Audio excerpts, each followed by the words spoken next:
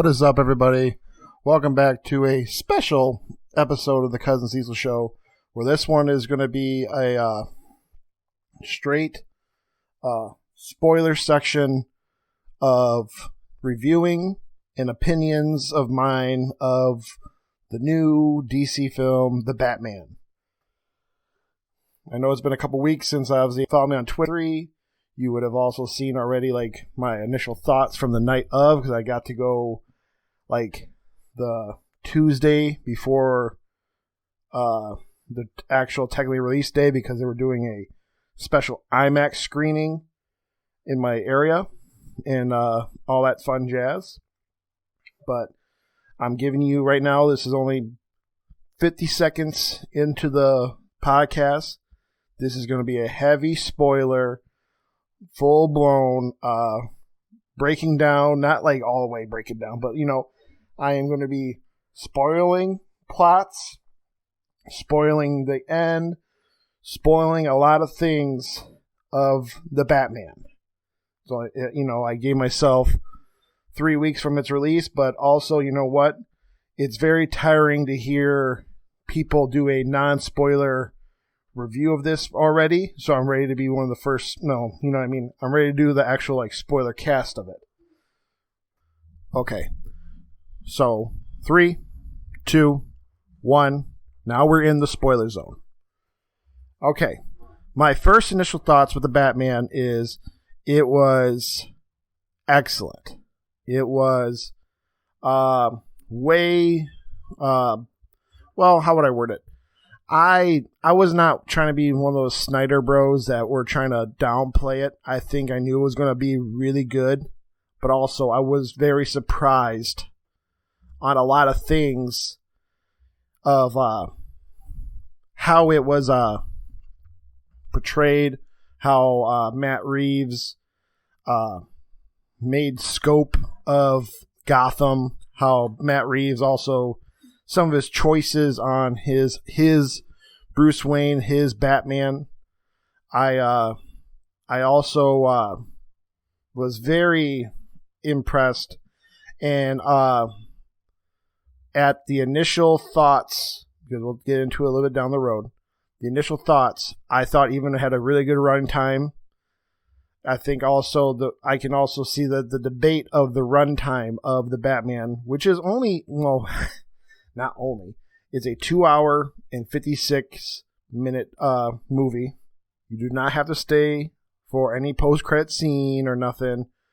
And the reason I say that is because I thought it was very odd that this everybody was replying about the timing of it, even though it's still 5 minutes less. I know it's only 5 minutes, but still the idea of 5 minutes / also you do not have to stay after the credits, compared to this was 5 minutes less than Avengers Endgame. There's people that go out and say, well, Avengers Endgame deserves to be 3 hours because it's the crescendo of a whole saga. But also, that is still debatable in the sense of it is still you still have to cut it and you break it down to be a featured film on its own. A lot of the story of Avengers Endgame is obviously not even really. It's not even that. So I can't even say it's you're not tying up loose ends from previous movies. It's literally an answer to Infinity War, which obviously leaves on a hanger. So this one is the answer of the hanger. But that could be another discussion about how Marvel gets a pass now because they are doing so well that DC is now under a microscope for anything they do, even if it is good. And that's also involves media, news media, and also fellow DC fans that are in this weird world of wanting what is it? A version of the DC universe that has already been basically announced, hey, we're not doing it. I do understand some of the Snyder cult's understanding, because if you go at least into the layman's term, or not layman's, the simplify it, the Snyderverse is our only, not even if it is shared, but it's our only like try to a connected universe. And then shit happen, things in real world happens, things that just are could have been better managed, but didn't. They just threw it away. There are some rumors that they're thinking about with this multiverse approach that they could have it still going off in some weird dark corner of the movie spectrum of this shit, but it's but that's another thing. But yeah. And then the other part of the Snyderverse that is maybe not, I will not technically go it's all the way of Zack Snyder, but there is a big group of DC quote-unquote fans that are in that Comicsgate persona, which we've talked about it before. The Comicsgate is kind of like the MAGA, or very like, it's like the MAGA version of comic fans. They do not like race changes. They don't like basically I'm not putting words in their mouth, but their actions are showing it. They don't like when people of color are spotlighted. They don't like when women are spotlighted. They don't like when it's when comic books go modern, in the sense of like have more political stances that are more current, have just the very usual bullshit you hear from wrong sides of history folks. So the reason I say that, because there was a little footage, and I think the guy got what he wanted, because it got all the comic book people, even what I follow, they did you do a sly Twitter joke with the little clip in tail, and guess what? You give it to more eyes to see. So I think that's the wrong stance to do, but hey, it's not my platform. That's why I didn't do it, blah, blah, blah. There's this one cat who was complaining that there was only like 2 good white people in the whole Batman movie. And that was basically Batman and Alfred. And I'm completely disagreeing with that man, because also, you know what? That was one of the best things about the Batman, movie, is that the widespread of multiple different races and cultures that are shown, but they're not really like, that's not say, how would I word it? It's not like it's like pandering to like, we're thinking of other races. The idea of, I think his name's Jeffrey Wright.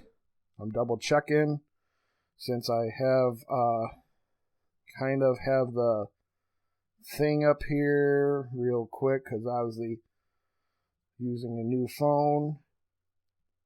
Yeah, Jeffrey Wright is this Batman's Commissioner Gordon. We'll break it down too. Robert Pattinson is Batman. That we've obviously seen in the trailer.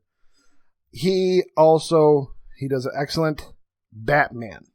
I do have some complaints about Bruce Wayne of the Batman, but also I think we'll talk about it down the road, but I think it involves just how they written the script. We'll keep it going. Some of the highlighted stars of the Batman that kind of blew their role out the water. Zoe Kravitz as Selena Kyle, aka Catwoman. Excellent. She could, if DC or even comic book movies could get awards. She definitely should get Best Supporting Actress, in my opinion. Paul Dano, the antagonist, the Riddler, he did a really well job, and we'll break down the Riddler after this introduction. I think it was a really great idea. I think I like this persona, and I believe Matt Reeves and Paul Dano basically put the Riddler in movies, in cinematic appearances of a DC hero or villain, excuse me. I think they put Paul Dano's Riddler up to either tied, or I think there's moments where he is above Heath Ledger's Joker. And that goes into which we'll get into, the Riddler has definitely changed his version of what would be the comic version of the Riddler compared to the comic book scene, or even like the animated show that people know the Riddler probably best from, because I think also the comic book has changed the Riddler a little bit more than majority of like non-initiated fans who would go to a movie theater go, hey, a new Batman movie. I like Batman. Blah, blah, blah. I should know just Batman by himself. We should go to the movies. Okay, gang, let's go. Like that idea. I will also say, which we kind of got into, well, Colin Farrell is the Penguin. Well, he is the Penguin, yes. And I think his character did very well. I think it's also the Batman has definitely maybe modernized a lot of the villains that were, Catwoman, Riddler, Penguin. I think Penguin is definitely the second highest one who got like how would I word it? A different style than what people of majority would know. He's now kind of more a right hand of one of the mob bosses of Gotham, which is kind of wrong and kind of okay at the same time for the years of the Batman, which is a year 2 version of Bruce Wayne has become Batman. It's only been 2 years, in his second year of him going out at night and becoming a vigilante. There are just some things of like the Penguin doesn't have his wealth in the sense of that. He's obviously he is just a crony, but he's a big crony. He has a very persona crony, and I think it does work out. But there are some things I understand. I can see why people yeah, that's a really good performance, but also at the same time, that Penguin is kind of just a standard thug idea.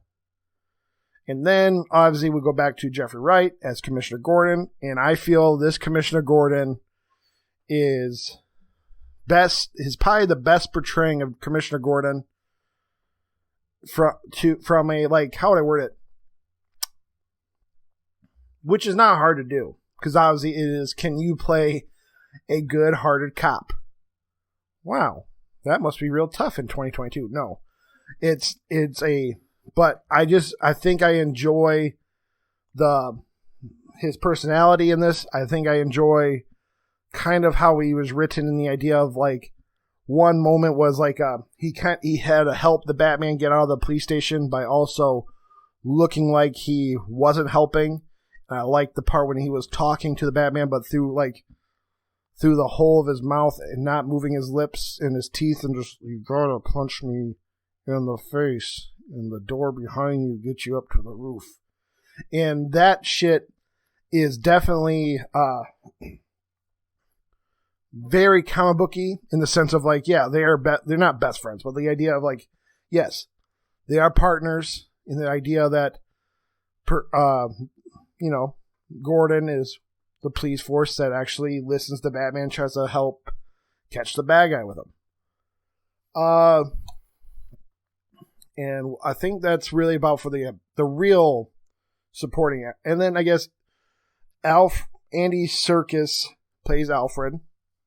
And also, he did a very fine job. I don't think also what we're going to get into, you can't really fuck up being Alfred when it's a very limited screen time. We'll say it like that. But yes, when the night of watching it, I believe I gave on Twitter the Batman a 9 out of 10. And we'll kind of break it down right now. Okay, so we'll do scope first. The Batman probably has the best atmosphere of Gotham in any film or any version of the film ever. In the sense of it might be always dark. You can give it like that. It's always about, like, we're looking at nighttime. When it was daytime, it's very gray and very city-like. It's not vibrant like a Birds of Prey, which, again, is not in the same universe, blah, blah, blah, and all that shit. This Gotham, which also I don't understand why there were multiple videos of trying to say this is a grounded Batman. Like, what is more grounded than a guy with no superpowers running around the rooftops that you have to make him more grounded? He has no powers. He just has money. Which I always just thought was weird to have, like, say, no, this is grounded. Like, none of his superheroes, or I keep saying superheroes, none of his villains are able to fly unless they're wearing, like, a fucking huge kite. Or they are using a jet, like a jetpack. It's not like they can fly out the sky. They don't have a lot of shit that I'm trying to explain. Like, I don't understood why they're like, oh yeah, this is very grounded. Okay, Batman is grounded because also he doesn't have no powers. But the atmosphere of this Gotham, you can definitely see why they use a lot of shadows. Batman uses shadows, duh. But the idea that it's a personified, that the whole city has secrets inside their shadows, which is what the plot is. The plot is basically Gotham's justice system, police, the DA, court systems, even which gets revealed, but obviously even all the way down to Thomas and Martha Wayne. Wow, what are the odds that they're going to do that? Have skeletons in the closet. They also are definitely protecting people that they shouldn't. And the Riddler is the one bringing the shit to the light. And it's a very interesting, well, not interesting. It's a very kind of modern version of like any any Batman comic right now. In the sense of like some of the, how would I word it?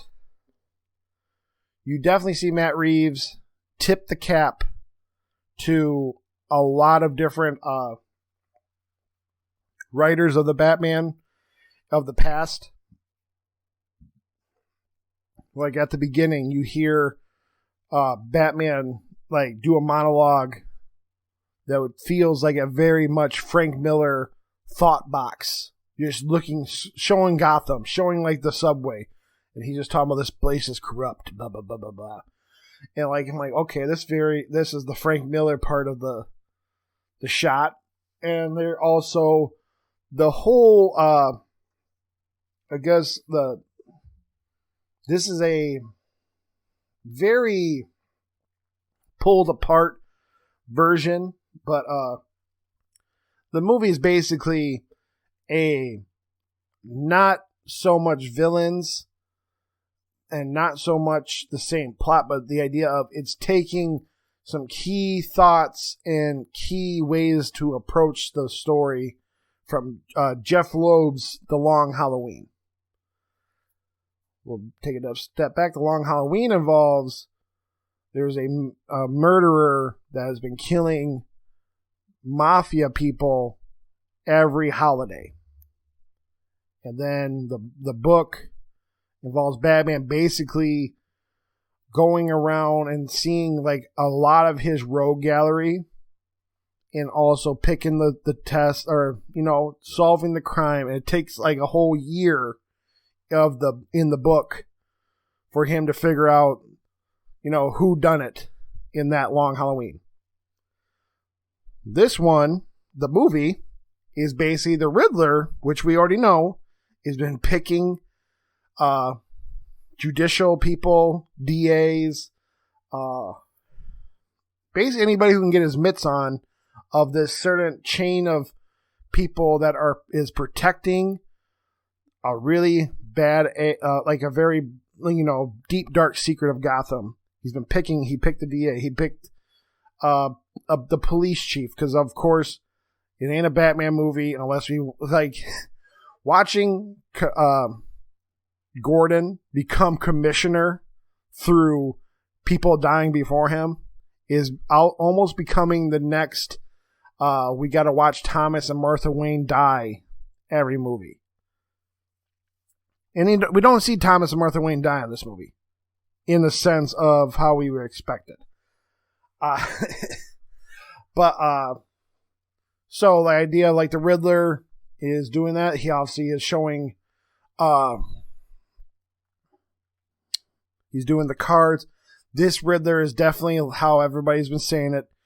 He has some personifications of like Jigsaw from the Saw movies in a sense, because obviously he is now also, how would I word it? It's a very interesting thing in the sense of that's why I don't know why people gave it shit in the sense of like, in my eyes, the Riddler is definitely a person who wants to look like the smartest guy in the room. Right? That's what his whole shtick is. I'm going to do a riddle, and if you can't solve it, something bad happens. Or if you do solve it, I'm still going to do it, in my opinion.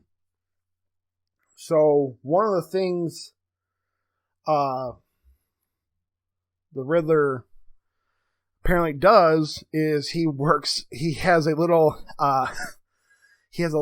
internet group and like live streams to fans, which is a very interesting ploy and also a very interesting thing because there are some very moments that are, how do I word it? That's the sentence you'll hear in a lot of this fucking Spoilercast because I'm talking to myself about it.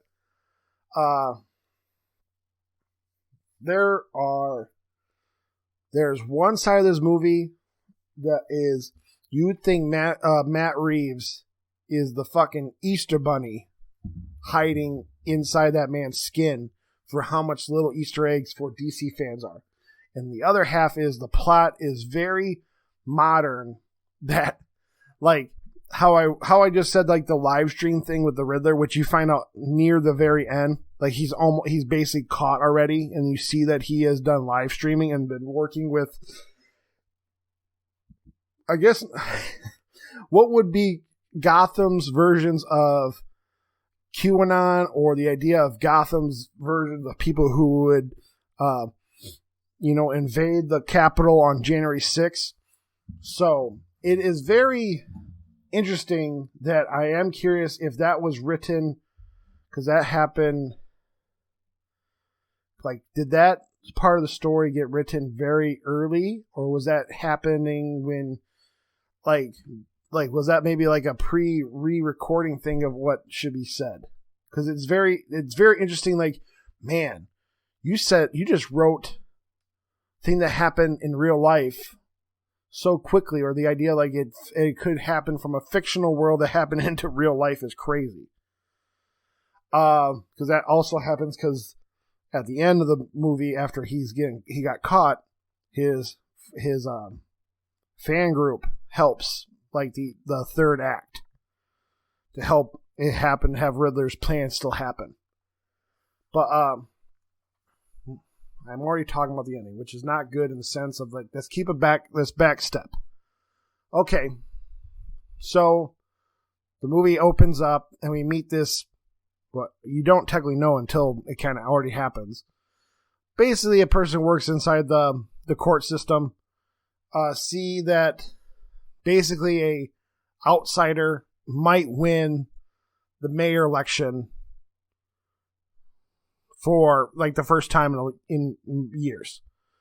And you see the Riddler actually broke in his house and he kills him. That's the trailer's person you see him kill with like that weird.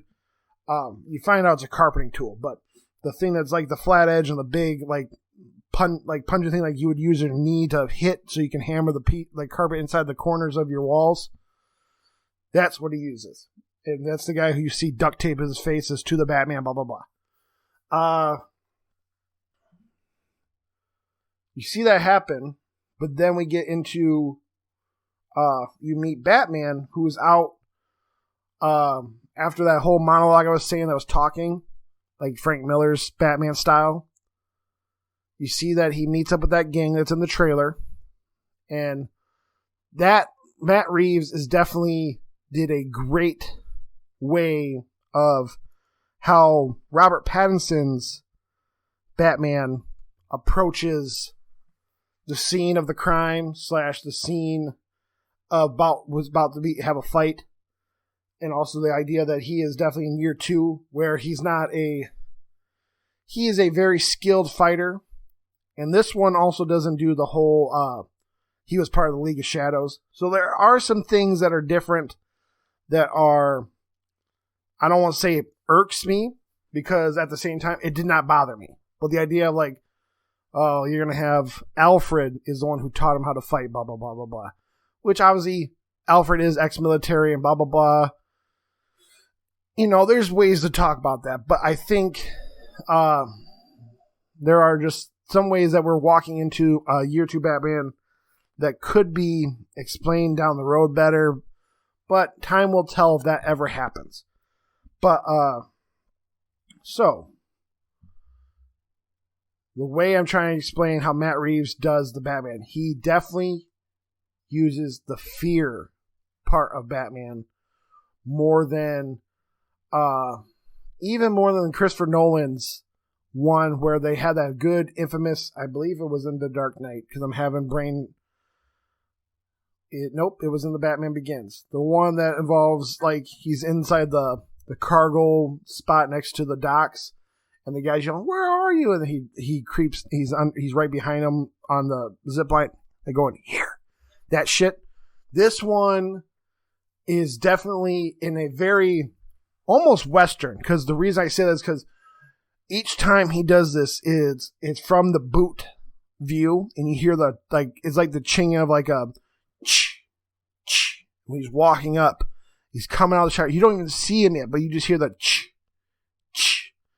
And it is a very great feeling in a filmography way of like watching. And then I didn't even get to the music of the Batman. The music and the score is top notch. I think the weakest part of the music is there was an interview where Matt Reeves said, what are some of the things that influenced his Batman, and one of them, he said Nirvana. And to find out that it's because they use a Nirvana song called Something in the Way from the Nevermind album. And I'm going to just say, while watching the movie, it did not ruin the movie for me, but TikTok and social media using it for everything I guess TikTok has ruined that song for me. But I digress. I believe the guy's name is Michael, starts with a G. he wrote a new the Batman theme. Yeah, Michael Giacchino. And it is definitely very menacing. Maybe that's the right word. It has the idea like you feel, and there's it feels like Batman. And it does. And I felt it when I was watching it, and I've heard others say it too. They said they didn't like it, but I love it. It has a little bit of the Imperial March from Star Wars inside the theme of Batman. But the idea that it's just like a looming, and then like the music hit just right so that even the clink of the boot walking towards the victim is it goes with in a way of like it's like do do do, and you and it comes out, and like how it's very well choreographed and filmed, so like it's so dark and it kind of comes out of the shadows without you even knowing it was there. And then we get that infamous trailer scene where he fights those painted faced guys, and he does a very aggressive on vengeance and stuff. And then he really even like even Catwoman kept on calling vengeance. So he's definitely in an aggressive state in year 2 of being the Batman, which it makes sense. But the part that I have a problem with is back to the idea of this script. Matt Reeves said he written it for a 30-year-old, which, hear me out what I'm going to say. There are parts to this show that they talk about, like 20 years ago, Martha and Thomas Wayne died, and let's do the math. Okay, so we're talking about we'll say 32, my age. A 32-year-old Batman is only 2 years in as being Batman. Okay. And he is still being this vengeful and not being a good fighter in the sense that he's just fighting with aggression, and also it's not the Batman in the sense of like, I expect this Batman, I expect year 2 of the Batman should be for a middle 20-year-old, maybe let's say 23, 24-year-old.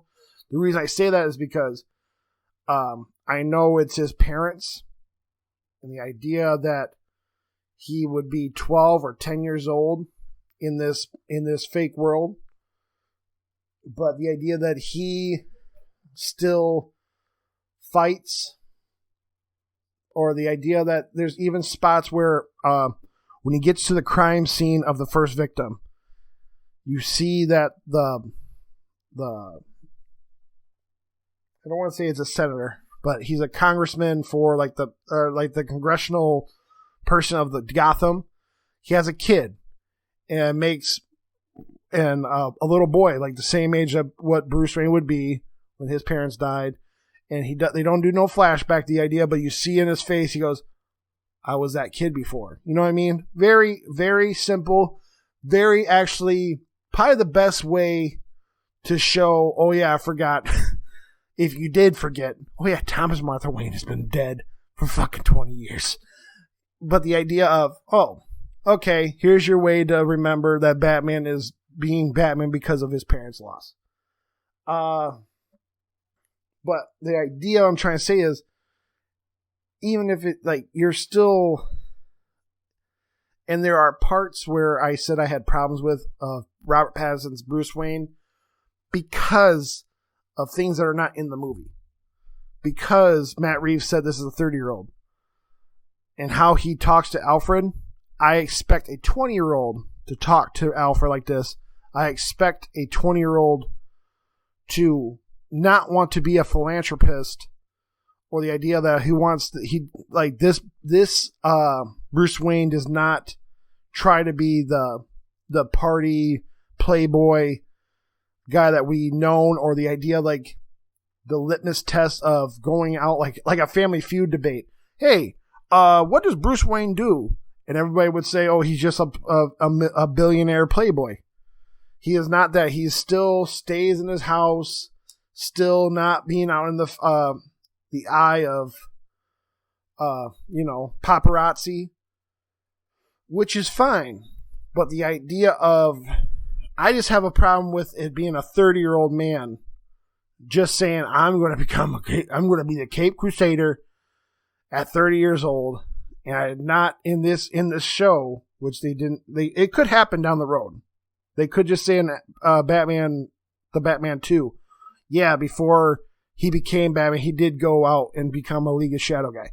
But the idea I'm trying to say is, I'd rather see a 20-year-old act all sad and emo-y, how people have described Robert Pattinson's Batman, than just keeping it quiet and not talking about it, and then just having people do the math at home. You're like, well, that's a 31-year-old man telling his butler, you're not my dad. Like, okay. That's, you know what I mean? A 30-year-old man saying, you're not my dad. That's the parts that are knocking it down to a 9 out of 10. But, okay. So, another little neat trick with Matt Reeves did with a year 2 idea is he has gadgets, but he doesn't have gadgets. The most high-tech thing he has, which is also an excellent thing to help, because his Batcave is just started, but he has a contact that he keeps in his eye that records everything. So it's like a body cam, but obviously it's more high-tech, blah, blah, blah, blah, blah. But I thought when he did that, I'm like, oh, that's a genius thing to do. So, and then also it has a weird Matt Reeves idea. I'm going to have this go on some weird analog turntable that I can twist and make it slow and all that shit. Like, okay, I get it. But I think that was a very interesting thing where this Batman does not talk as much as like a confident great detective would yet. So the idea that he keeps it on his eye, a camera on, he's also there just to show, like, his presence is fearing. He runs that so he gets to be silent, check the whole crime scenes and all that shit. There are some very interesting things. And then, what is it? Back to the Easter egg part of Matt Reeves' Batman. There are so many moments that they do not discuss in the way of like how it would be like, this is another DC. Here's another DC Rogues Gallery villain for Batman that's in the show. But this is the first time, I believe, no, probably not, but we get to see the Penguins Club that has a subsidiary club and all that shit. But it's a very excellent moment, and like the bouncers, I think, I'm just saying it, are there's twins. So I'm like, are they trying to say this is like they're grounded? Is this like Tweedledee and Tweedledum? Because they are dumb in this movie. They don't have like that more Persona strong style of like working together and fighting as unison like the comic book guys do. But the idea of like, usually Tweedledee and Tweedledum are Batman villains that do hang out with Penguin. I thought that was a very kind of little tip of the cap. There are moments where Riddler had a movie playing and they for some reason said hush. And I thought that was interesting because I'm like, of course, is this another Easter egg for the villain Hush down the road? I do also think it's very interesting. What is it? So let's backtrack again about the club. The club was I think also seeing the Batman just not walk in, but he also he fought his way into the club, but the Penguin is still not scared of him just yet. And it goes in he works with him, even though he's wearing the cape. Like there's some very interesting ways of like, there's still some good dialogue, and the idea that he works with some of these villains, like to get like he talks to the smaller fish to try to find the bigger fish idea, which is very Batman-y, which is a good thing for movies. Then we got to see Selina the first time, and her intertwining part of this is she obviously is very beautiful, and for some reason, well, no, they did it right. Batman was showing Penguin pictures of this chick who was basically the man who died that we were saying in the trailer, the congressman, let's call it. He actually had a mistress, and he was looking for who the mistress is. Catwoman knows the mistress. Blah blah blah. And hey, there's the connected part. But that, and then there was it goes into Batman follows Selina back home, sees that the mistress is there, and long story short, kind of starts the rest of the movie in the sense of like we're going one step forward, but Riddler's 2 steps, or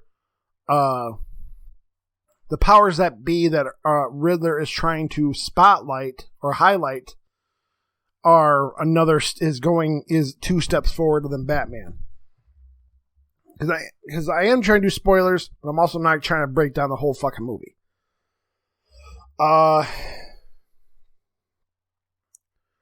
Then basically, the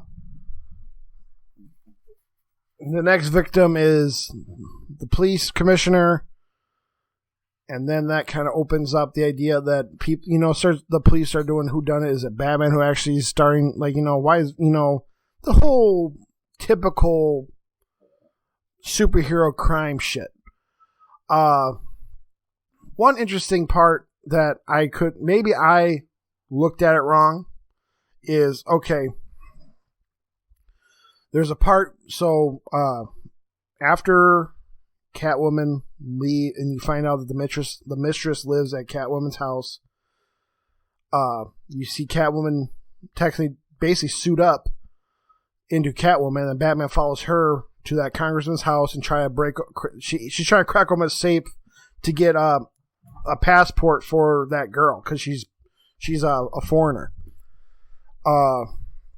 Then that's where it gets into, they're trying to do something and some other shit's going on in the background. But that starts Batman working with Catwoman for other scenes of this movie, which are really good. The chemistry between Pattinson's Batman and Zoe Kravitz's Catwoman is almost electrifying, in my opinion. But I do understand there are some people like, I don't know why they're kissing yet. They've only known each other for about 6 hours. Why are they kissing? That shit. I get it. I understand that. And I do, like, you know what I mean? The cat, especially for the idea that this is Batman and like he's already falling in love with one of his rogues so early and quick. At least in the comics, we had, 40 years of them tussling with each other and like, I love you. I love you too. That makes sense. But, what is it? So they were working together, and then there's a moment when she's working together, they go back to the club. This is Matt Reeves. That's where it does a really good idea. Cool thing too is there's only maybe 4 different areas that they are in. It's either at the manor, club, police station, or this is scaffolding. And I'm not saying it in a way I'm not trying to also make it look simplified like that is, but the idea of there's a lot of times we're going back to that club and going deeper and deeper into the club because there is another club in there where obviously basically corrupt politicians, police officers go hang out. But I'm trying to get to is then one moment when Catwoman is working with Batman, duh. I'm stalling because I'm trying to back up on this page too. Is Carmine Falcone comes into the club, and he is played by John Toretto. And the reason I didn't say anything about John Toretto back up with the other supporting cast is because he does a very good job, but honestly, it's just John Toretto being John Toretto, because he's like he is a catalyst in the plot. He's actually technically he's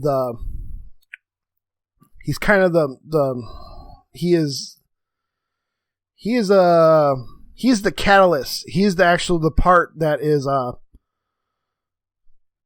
the thing that they're protecting. Everyone is. But Falcone is he also like has connections with Thomas Wayne in this story.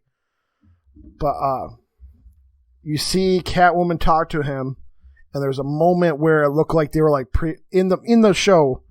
Oh, your previous, like, even Batman goes, you had previous relations with him. And she's like, no, it's not like that. And then she breaks it down, and they do the long Halloween, like I said. They do that storyline part of the plot that says Carmine Falcone is Catwoman's father. And some people, if you're not initiated, you would not known that would be a plot point, because that's obviously in the comics.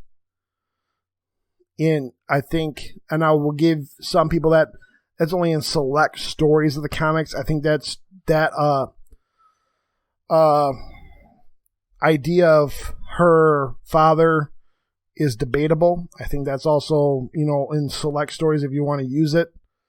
But I digress. So, once you find that out, that's around the same time as the plot's starting to thicken, and they're almost at the grasp of Riddler, but also Riddler has already killed the commissioner. He also killed the DA, which it wasn't Harvey Dent, but this the DA scene of his death was very interesting in the sense of it was during the funeral of the commissioner. And that's the only time we had Bruce Wayne kind of investigating the scene instead of Batman, because obviously it's middle of the day. And there was an interesting part, and I could be wrong. Maybe maybe my brain went a different route, or maybe this guy was actually in a part of the movie later. But they do it so like commoners are behind police guards, like, hey, back up, let all the rich people go through and all that shit. But there's a part when Bruce goes into the church, he's staying in the corners-ish, watching and scoping, and there's this guy starts talking to him, like talking by the guardrail.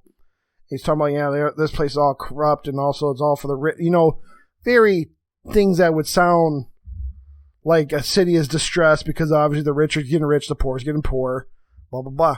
But Bruce looks at him, and he has the ice goes down his back. I'm like, is this Joe Chill in the Batman? Because that's who I thought it was when he came up and he kind of walked away. He's like, he didn't run away, but the idea, you see, it's in his eyes, I need to walk away from this guy or I'm going to kill him because I know it's Joe Chill. Or, you know what I mean? In my eyes, Joe Chill is, of course, the gunman that kills Thomas and Martha Wayne. But this goes into probably the biggest interesting plot point, which gets you into Riddler does do this more live stream stuff, not without showing it, because he doesn't do a real Facebook live stream off this one, but he's talking through a cell phone, duct taped on the DA's head because he crashed his car and he has a fucking explosive saw style around his neck, and it says we need the Batman. So everybody vacates because obviously it's an explosive. Batman comes back and he does the whole quiz that's on the phone, and he needs the DA to answer it. And the last question, obviously, is who are you protecting? And he doesn't do it. And very surprisingly, Riddler just it was a scene like, is Batman going to do this? Nope. And his head blows up. I'm like, whoa! They actually did it. And I think also back, I guess, to music, the Riddler I do like his Predator style, and like is a Predator like who knows he's not strong enough to take out anybody on his own without the act of surprise. So he has like a rabid, like, I don't want to say chihuahua, but the idea he has a rabidness to like, oh, and then he has to get in, catch him and all that shit. And it just, the music is it's very great atmosphere in this movie. So that kind of goes into the second act, the DA's death. And what I would say, what are other parts of this movie that are really good? We'll go back to that timing discussion. Timing wise, there was the only time I did not feel any reason to look at the phone clock or nothing was until basically we got into the conclusion of the movie. So we're like, how a movie is first act, second act, third act, and then some movies have like a prologue. This felt like the prologue spot. It was still the third act, but the idea like, okay, everything is gone. We're kind of more having that moment looking around Gotham, seeing Batman working with, saving people, helping beat blah, blah, blah. But that was the part where it kind of dragged on a little bit. I also thought it was excellent to hear Bloodhaven be spoken in a DC film that's not in just Bloodhaven is kind of like it's like a town up north that Nightwing, when he grows up, is protecting more than Gotham.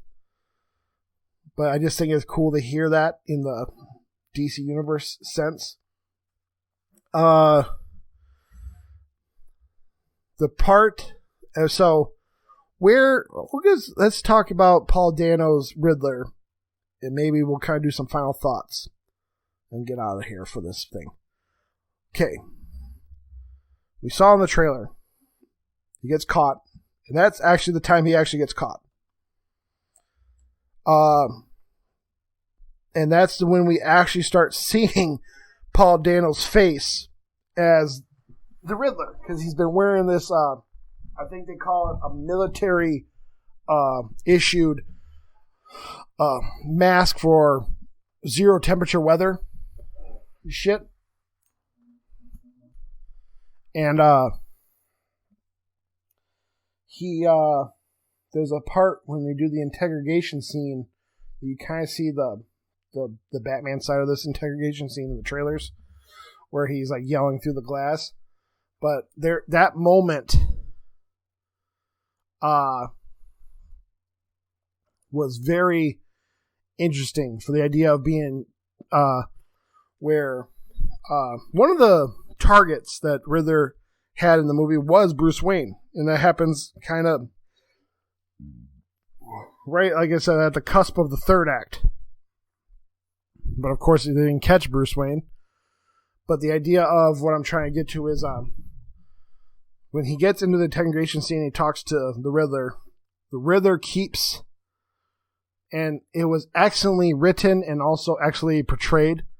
But through the whole interrogation scene, you're like, because what is it? The Riddler keeps saying Bruce Wayne, but he says in that way he's looking at the screen, like through the glass, going Bruce Wayne, and like it makes the viewer think he cracked the code and he knew Batman is Bruce Wayne, but it turns out he doesn't. But also, it was excellently done. People talk shit about it a little bit. Not even talk shit, but like they crack jokes because there's a strange moment where he is kind of losing his mind. But I think that happens after he realizes the Batman does not like the Riddler. He goes, and like, it's very interesting. You're a psychopath, and all that shit. Oh yeah, another writer of the Batman that this kind of tips a hat to is Scott Snyder.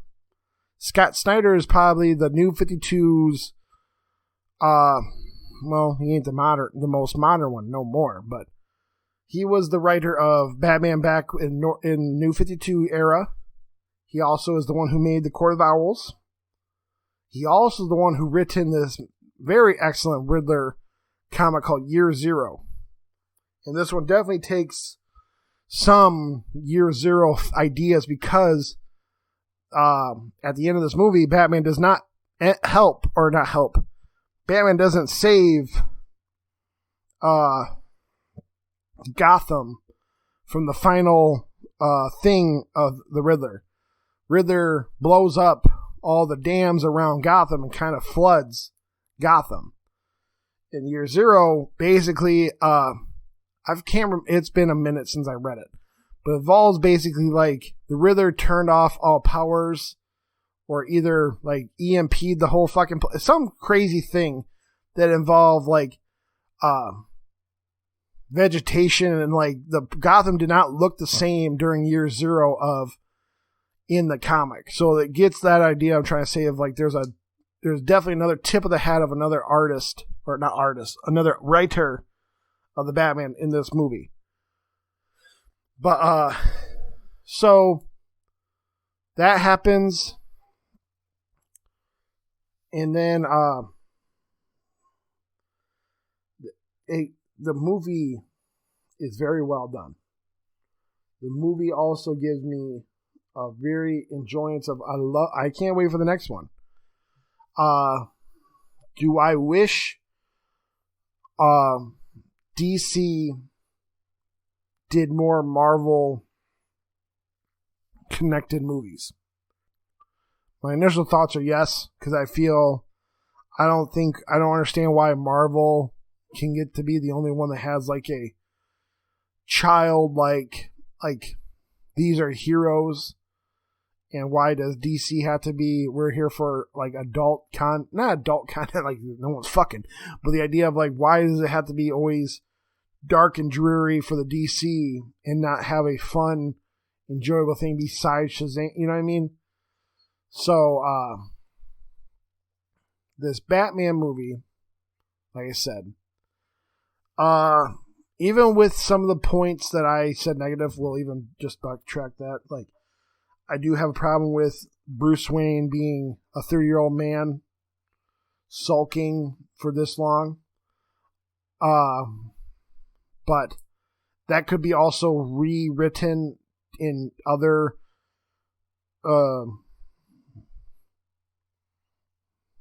sequels to maybe fix that for me. HBO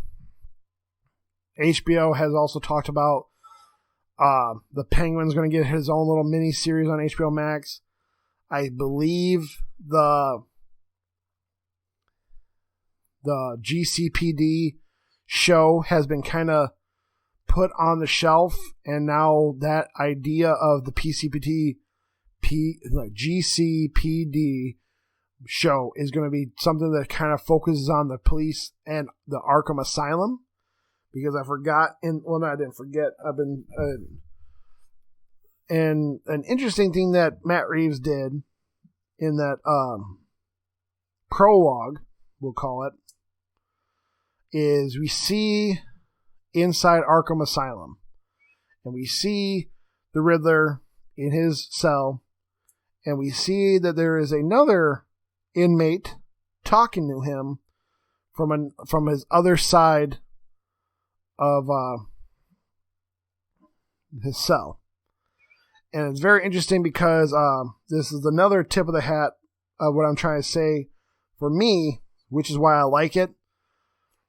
But this was a very under wraps moment. But apparently, the character he's talking to, which is not like I'm stretching it more than it should, but basically, it is the Joker.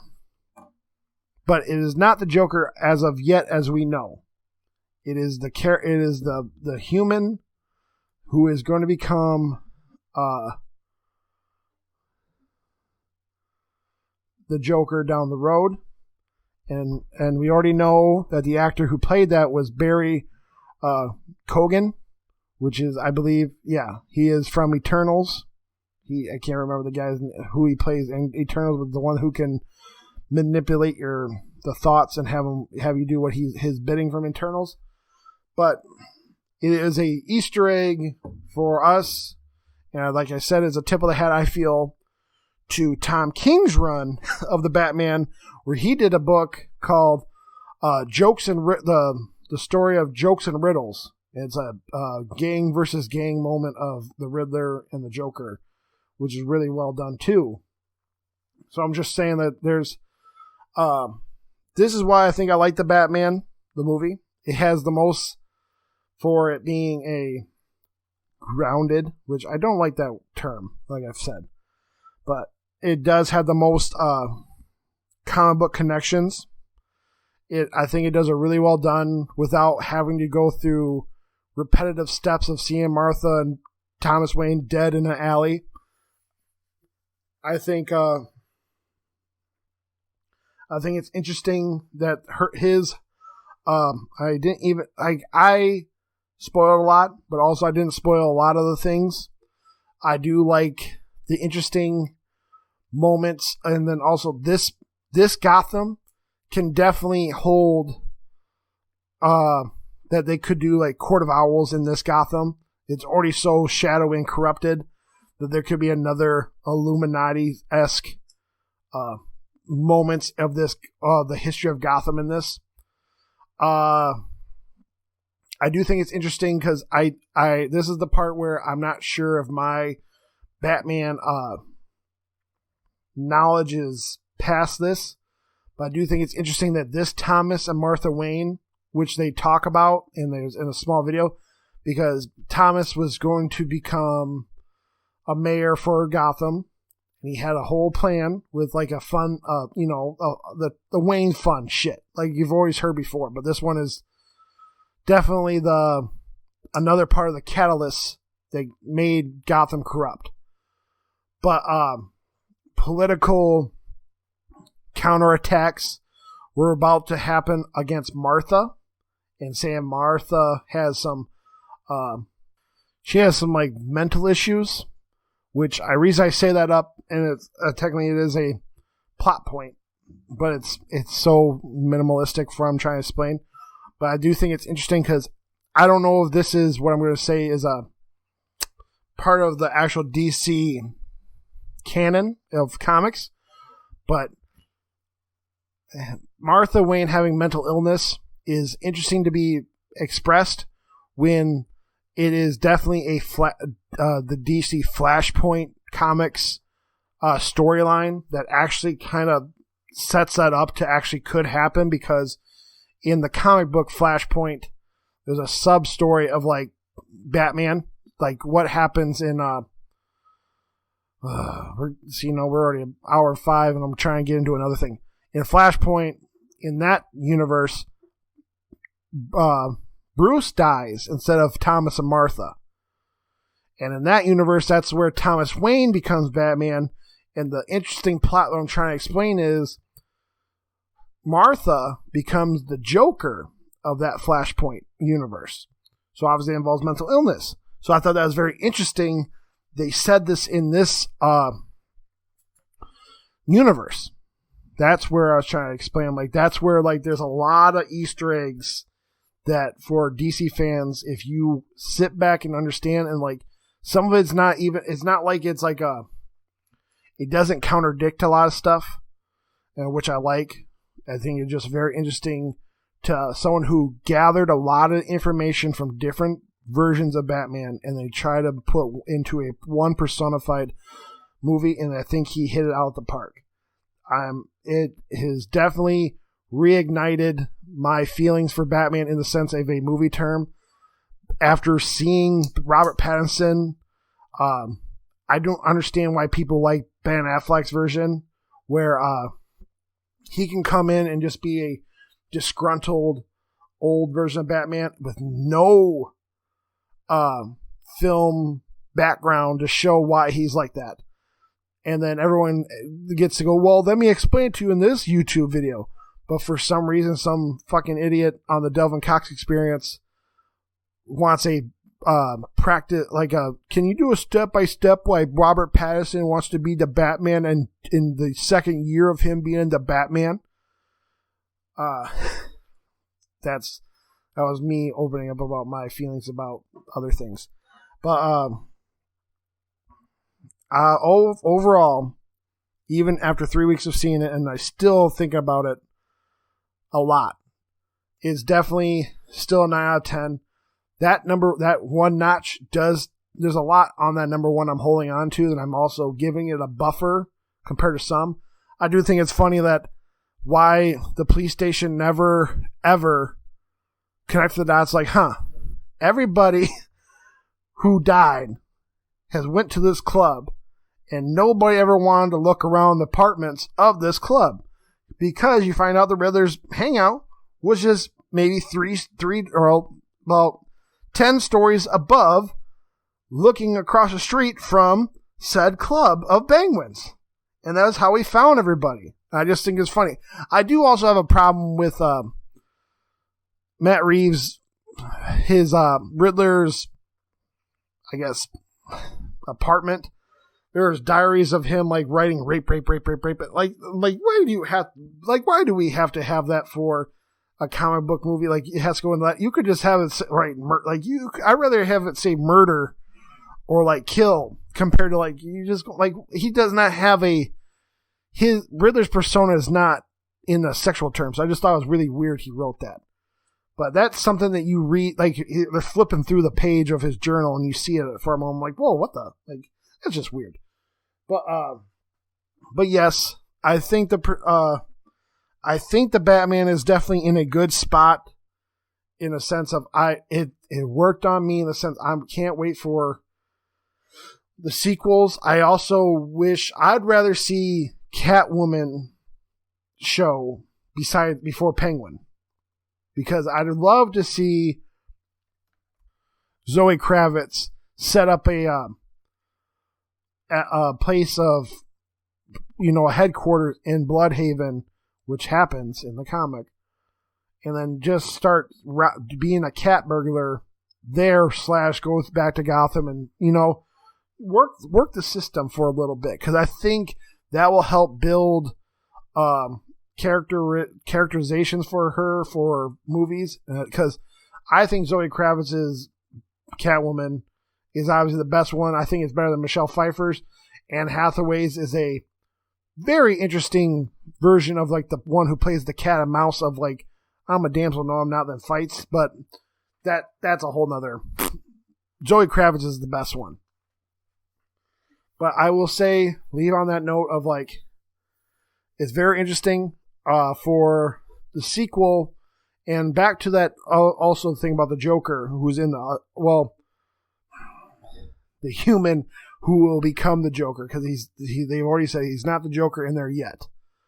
I really, honestly, truly think I don't think the Joker should be ever spotlighted in any of the Batman movies unless they get up to 4 movies. He should not be the villain of Batman number 2. He should not even, there is a good debate, he should not be the Batman's villain for number 3. The only thing I would like to see, if they do anything, which I think would be greater if they can get past movie 3. If they get to 4th movie, I think the Joker could be the 4th one, and it would be something that's so different and so refreshing. It could be literally the Dark Knight script, but fixed, and people would love it again. But we have to get past, and we have to build Gotham. And this has a mile way more better Gotham than any other Gotham we've had. And because the 1989 Batman is just a typical. It has like a Tim Burton-esque, this is a city in a comic book. Yep, I can see that because how Tim Burton portrays his art. And obviously Nolan's is so grounded, it's just fucking Chicago. So who cares? But this Gotham is miles ahead of other ones because of the persona and the atmosphere. We could definitely have, this one could definitely enjoy with a flooded fucking Gotham. Have Mr. Freeze coming. Freeze up the fucking place. Have, this one it could definitely enjoy a better Bane. Because of some spots I saw at the end where he hits himself with some adrenaline, it looks like. But Batman also hit him with some of the adrenaline, like I said. But it could have been described that could have been Venom, which is Bane's serum that he used to get super strong. I'm just saying. There are things that there's Easter eggs galore in this movie. But we could have, because Catwoman's already involved, we could have Poison Ivy.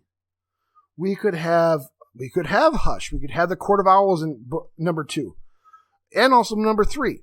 But if we can get to Batman number 4, it's very few and far between to do it.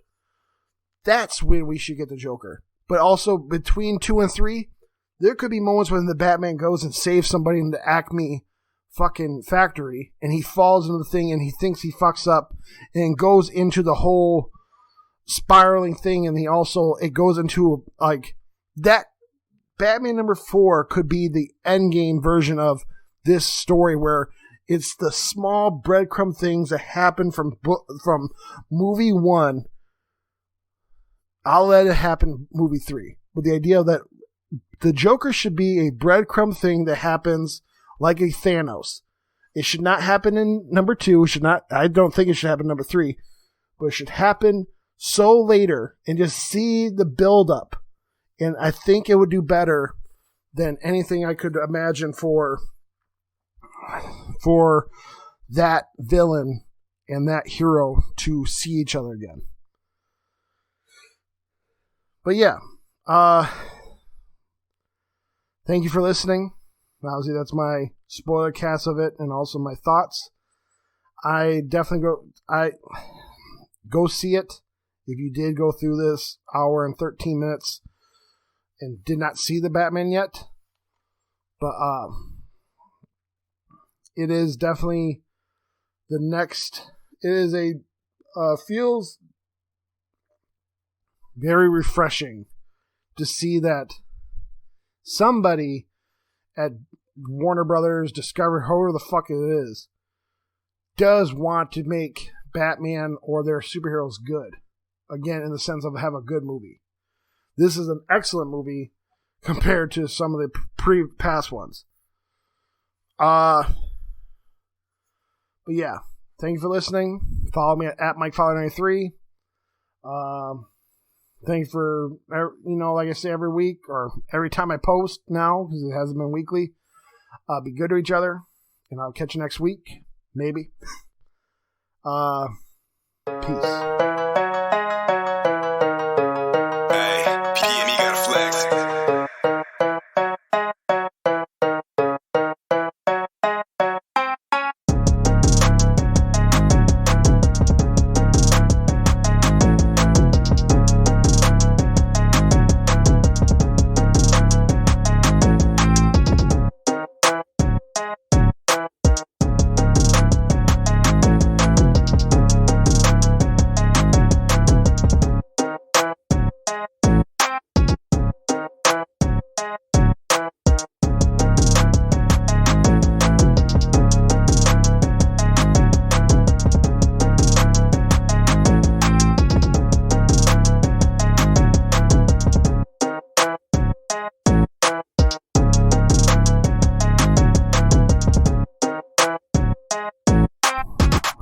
Hey, fuck Chalfie. My theme song's good.